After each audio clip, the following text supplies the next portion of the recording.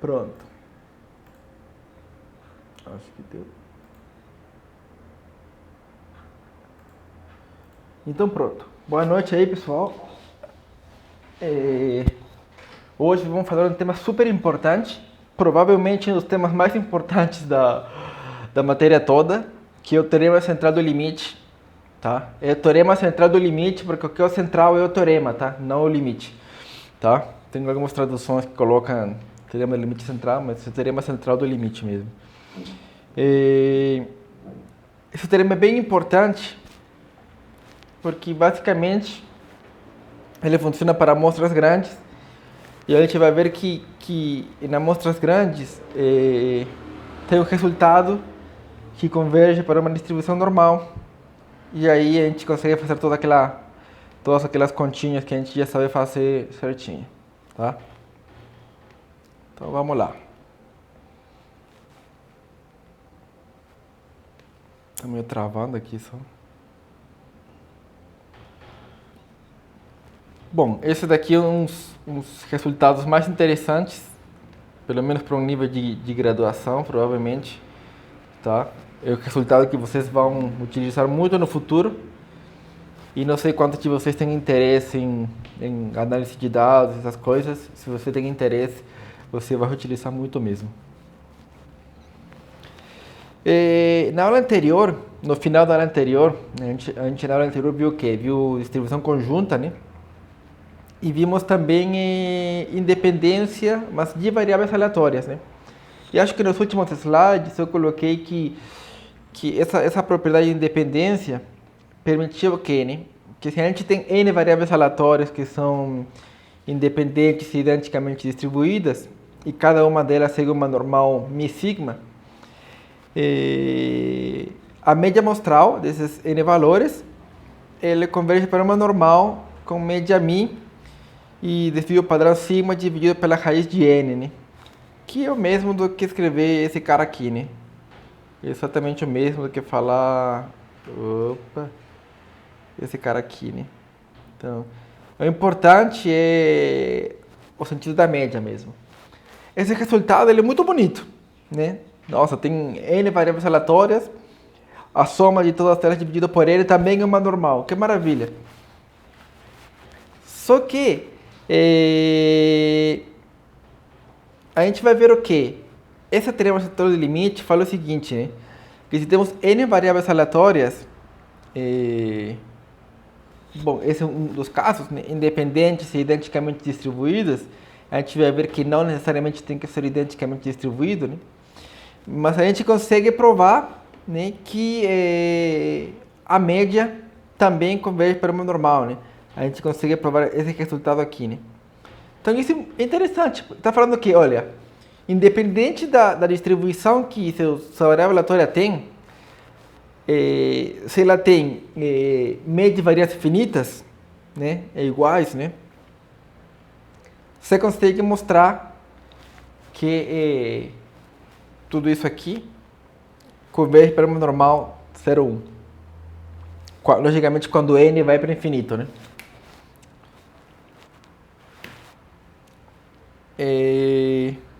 E com isso, o que a gente ganha? Porque com isso a gente consegue aproximar probabilidades, né? Então, em lugar de fazer a conta, tem uma distribuição maluca e tal, que tem que calcular uma coisa lá, se você tem uma amostra relativamente grande, você pode aproximar por uma distribuição normal, que é fácil de calcular, está no computador, você faz o pnorm, né? Ou acho que é norm.cdf no Python, e você consegue calcular a probabilidade desejada, né? Então isso daqui é bem importante. O primeiro caso que eu vou apresentar é o teorema central do limite para variáveis independentes e identicamente distribuídas. Tem várias versões do teorema central do limite. Essa daqui é a mais básica, a principal, vamos falar assim, a principal nesse ambiente aqui, de um curso mais introdutório. Ele fala o seguinte, né? Seja x1, x2 até xn,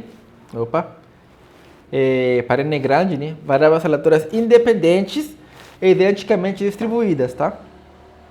Com a média é igual a μ, a esperança, né? E a variância é igual a sigma quadrado, que é finito, né? Vejam que eu coloquei aqui x1, opa, aqui deveria ser um embaixo, né? x1. Por que x1? Porque como são identicamente distribuídas, x1 tem a mesma média do que x2, do que x3, do que xn, tá? Então, por isso, coloca x1. Então, a soma dessas variáveis menos n vezes a média dividido por sigma multiplicado por raiz de n, tá? Ele converge para uma normal 0,1, tá? Ou o que implica que raiz quadrada de n multiplicado por x barra menos mi, tudo isso dividido por sigma converge para uma normal 0,1, né? Ou seja, a gente consegue aproximar a probabilidade que eu falei. Veja que a condição aqui, no caso de independentes e identicamente distribuídas, é que a média seja mi para todo mundo e que a variância seja sigma quadrado finito para todo mundo, né? Então vamos por um exemplo. Suponha que a gente tem uma moeda honesta, né? Quer dizer, a probabilidade de cara e coroa é 0,5. A gente lança a moeda 900 vezes, né? Primeira, né? Segunda. E em cada uma desses lançamentos a gente observa o quê? Se é cara ou coroa, né? Então a gente vai lançando, vai anotando. A gente quer saber a probabilidade de obter mais de 495 caras. Tá? Logicamente que você consegue fazer isso daí. Se você for fazer na mão, você vai se cansar, mas no computador você só colocar o comando e você vai ter tranquilo. Né? Isso daí vai cair no caso de uma binomial, certo? Então você consegue calcular, tá? Mas você também consegue fazer uma aproximação e fazer uma conta bem mais simples, né? Então vamos definir nosso xi, que vai ser o lado superior da moeda no iésimo lançamento. 1 se for cara e 0 se for coroa. Tá? Cada uma das xi tem uma Bernoulli com probabilidade de sucesso 0,5. Por que 0,5? Porque é uma moeda honesta, né? A esperança de x1 é P, que é a propriedade da Bernoulli, 0,5. E a variância da Bernoulli, ela é P multiplicado por Q, né? Que seria 0,25. Né? Então a gente tem, no caso da Bernoulli, essas são independentes, né? E são identicamente distribuídas, né? Porque o lançamento de uma é independente, porque o lançamento de uma não afeta o resultado da outra, né? E todas as Bernoullis têm a mesma probabilidade de sucesso, né? Então estamos exatamente no caso de variáveis aleatórias independentes identicamente distribuídas. N variáveis aleatórias, que no caso esse N é 900, né? Já a gente, como tem todas essas condições, tem o quê? Que a soma das N variáveis menos N multiplicado por mi, que esse mi é, nesse caso, 0,5, né? Tudo isso dividido por sigma raiz de N, segue uma normal 0,1. A gente quer essa probabilidade aqui, né? Como a gente sempre leva tudo para uma normal 0,1, essa soma do xi não tem cara de normal 0,1 ainda não. Para ter cara de normal 0,1 tem que fazer o quê?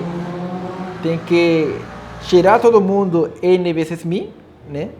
N vezes mi aqui e n vezes mi aqui. E todo mundo tem que dividir pelo sigma raiz de n. Sigma raiz de n. E agora sim a gente tem essa variável z, que segue uma normal 0,1. Né? E toda essa conta aqui, eu já coloquei para vocês, é 3. Tá? Então, agora essa probabilidade é igual do que calcular a probabilidade de uma normal 0,1, uma variável aleatória que segue uma normal 0,1, ser maior do que 3. Então vamos no computador. Como eu falei, a gente poderia fazer a binomial, né? Com a probabilidade eu quero maior, o complementar é menor ou igual, ou seja, até 495, né? Que vai ser 0,0012 e aí vai. ou posso fazer pela aproximação, que vai dar 0,0013. Você vê que o resultado é próximo, né? O resultado é bem próximo, então é uma boa fazer essa aproximação. E embora que a gente tenha como calcular isso no computador, eu não testei aqui, mas eu acredito que seja bem mais rápido calcular isso aqui do que isso aqui. Vamos para outro exemplo. Suponha que selecionamos uma amostra aleatória de tamanho 12 de um uniforme 01, tá? A gente quer calcular essa probabilidade aí, né? De x barra ser menor do que meio, x barra menos meio, o valor absoluto disso ser menor ou igual do que 0,1. Né? Então, cada uma das xi segue uma uniforme 01.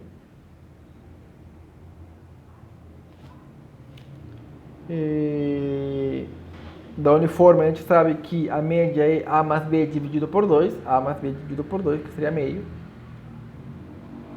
E a variância é B menos A ao quadrado dividido por 12, certo?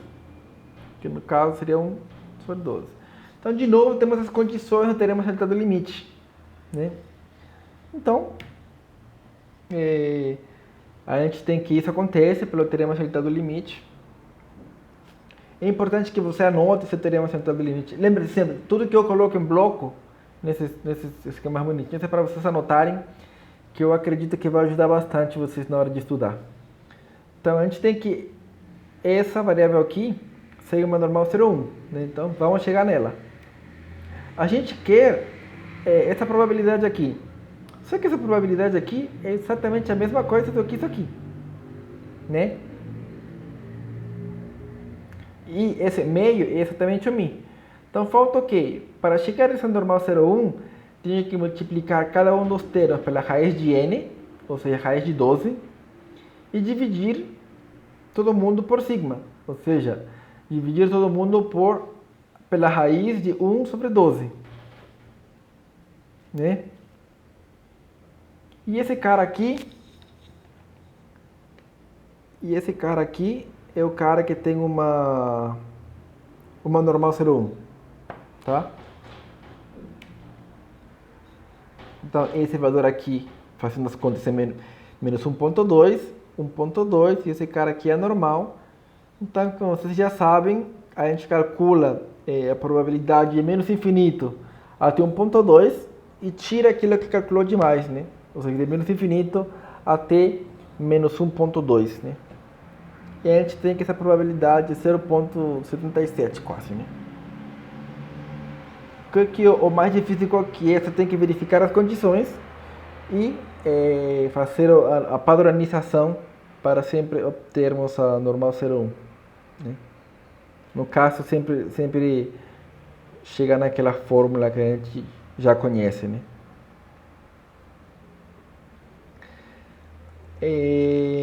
A versão apresentada do teorema central do limite ela é utilizada quando as variáveis são independentes e identicamente distribuídas com essa condição aqui, né? A esperança igual a μ e a variância sigma quadrado é finita, né? Só que não sempre a gente tem essa condição de identicamente distribuída, né? Então, tem outra versão do teorema central do limite que ela funciona apenas para variáveis independentes, tá? Então, se tivermos n variáveis aleatórias independentes, mas não identicamente distribuídas, o teorema central do limite apresentado anteriormente, ele não pode ser aplicado, tá? A gente vai ter que usar outra versão do teorema central do limite e vai ter que verificar outras condições que são um pouco mais chatinhas. Em 901, Lyapunov, não me engano, acho que foi russo, não tenho certeza, ele prova que ainda podemos escrever uma versão do teorema central do limite quando as variáveis são só independentes. Quer dizer, ele apresenta uma versão que a gente não precisa daquela restrição de ser identicamente distribuídas. E essa daqui é a versão do teorema central do limite de Lyapunov. Se a gente tem n variáveis aleatórias independentes, só independentes, tá? e cada uma delas tem média igual a μi, quer dizer, tem médias diferentes, né? E variância igual a sigma i quadrado, quer dizer, variâncias também são diferentes, mas finita, com pelo menos uma das variâncias positiva, né? Se a gente define a soma como Sn e esse minúsculo n quadrado como a soma das variâncias, a gente tem que esse cara aqui, sigma normal 0,1, só que a condição que tem que verificar é que existe acho que essa letra aqui é delta, né? Existe um delta maior que zero, tal que essa condição acontece. Na versão anterior, a gente só tinha que verificar o quê? Ver se são independentes identicamente distribuídas e se a variância e a esperança existiam e eram infinitas, né? Aqui não, além delas existirem e serem infinitas, a gente tem que verificar todo esse limite aqui. Se esse limite é zero, a gente consegue então utilizar o teorema central de limite de Lyapunov.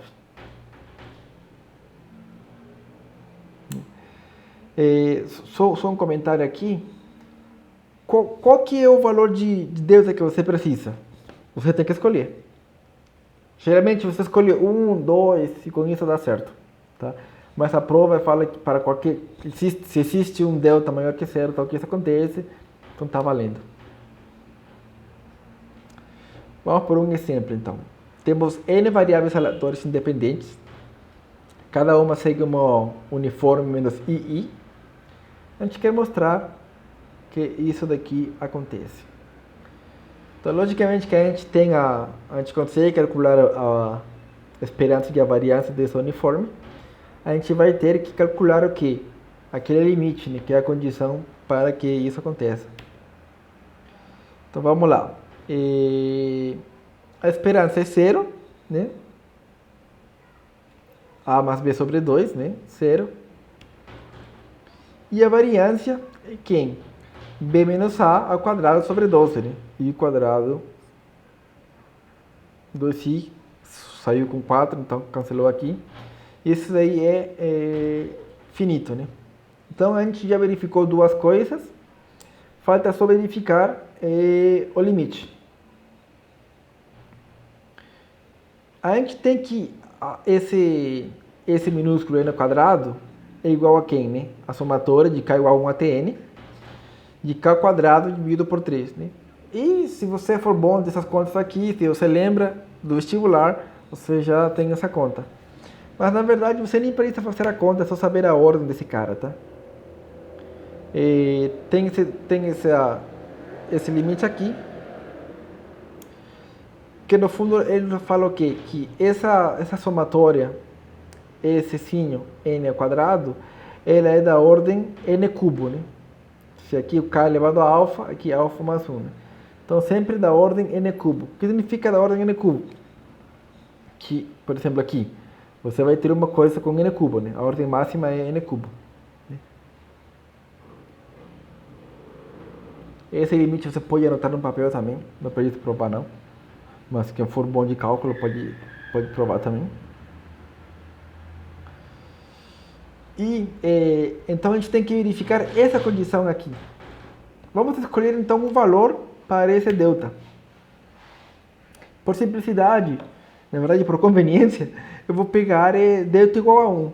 Por quê? Porque é mais fácil, né? Então eu tenho esse cara aqui. Lembre-se que eu preciso, como o nosso mi é zero, esse aqui eu vou ter a somatória de esperança do x, do módulo de x ao cubo, né?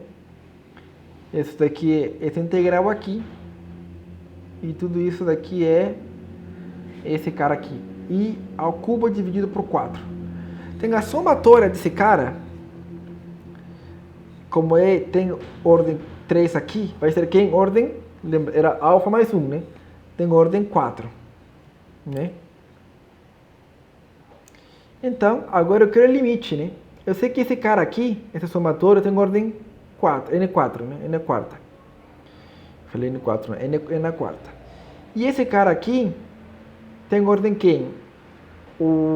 Esse sinho n quadrado era de qual ordem?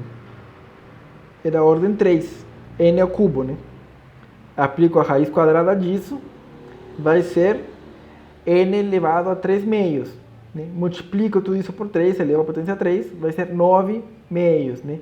Então, o que está no denominador, ele tem uma ordem de grandeza maior do que está no numerador. Que significa que quando mando o limite para o infinito, embora os dois crescem para o infinito, o que está embaixo cresce muito mais rápido, então tudo isso vai para zero. Né? Então, verifiquei essa condição. Então, eu consigo aplicar agora o teorema de Lyapunov. Consigo mostrar, falar que isso aqui acontece. E eu simplesmente agora vou substituir os valores. Né?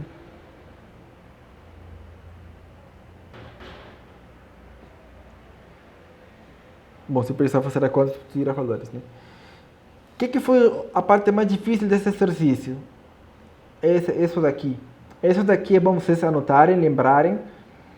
Né? Se você está somando de k igual a 1 até n, k elevado a alfa, isso daí vai dar ordem n elevado a alfa mais 1. Pronto. Não precisa se preocupar com mais nada. Tá? Não precisa se preocupar em lembrar qual que é a conta, somos cubos, somos quartos. Não. Fala que é a ordem tal e se a ordem de baixo é maior do que a ordem de cima, esse limite vai para zero. Lembre-se que escolhas usuais de esse delta são delta igual a 1 e delta igual a 2. Utilizando o teorema de unidade do limite de Lyapunov, pode-se demonstrar vários outros teoremas, outras versões do teorema central. Né? Uma delas, por exemplo, é falar que se x1 até xn são variáveis aleatórias independentes, então que cada uma é uma Bernoulli PI, né, com probabilidade de sucesso PI, então a soma dessas variáveis dividida pela soma das médias, pela raiz quadrada da soma das variâncias, segue aproximadamente uma normal 0,1. Né? Desde que isso daqui aconteça. Né?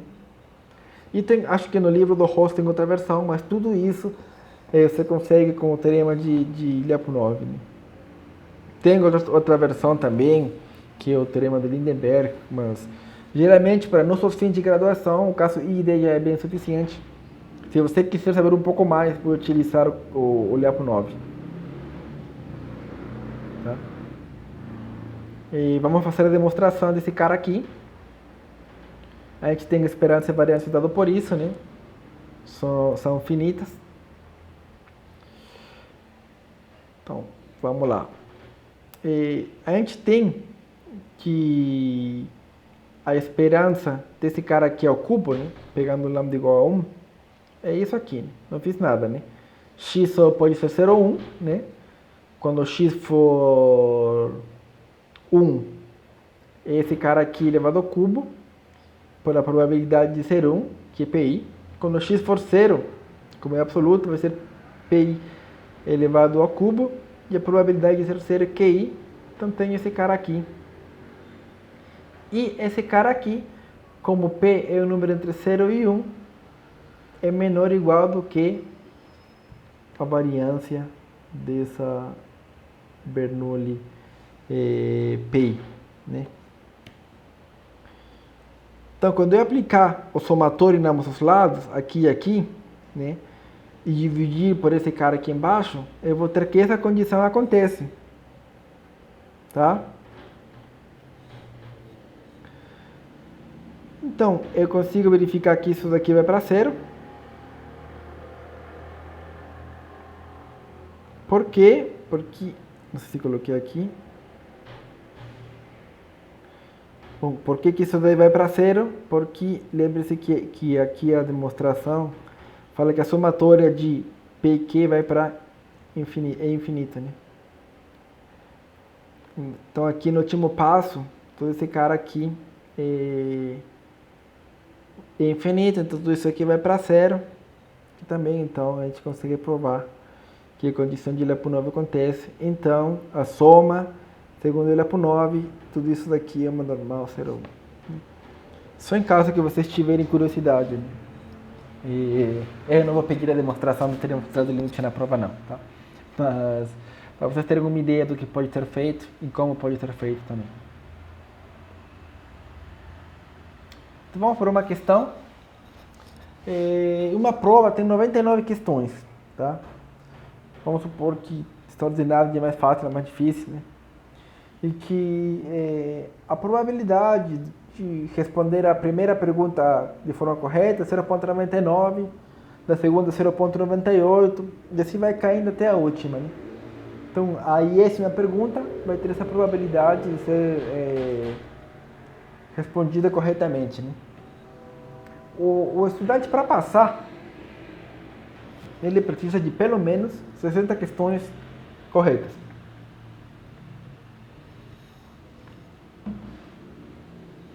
Assumindo independência entre as questões, tá? E qual que é a probabilidade do estudante aprovar o exame? Ou seja, pegar tirar pelo menos 60 questões corretas, né? Vamos definir a variável xi. Aí, se uma questão é respondida corretamente, sim vai ser 1 e 2 vai ser não. Tá? Cada uma segue uma Bernoulli, né, com probabilidades diferentes. E essa daqui é a esperança e essa aqui é a variância da Bernoulli.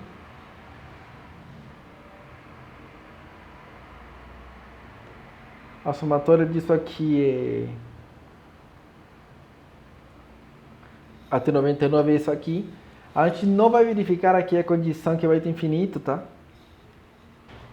Que para n vai para infinito, mas geralmente a gente deveria verificar, mas tem questões assim que são mais de sempre, a gente não consegue verificar tão simples assim.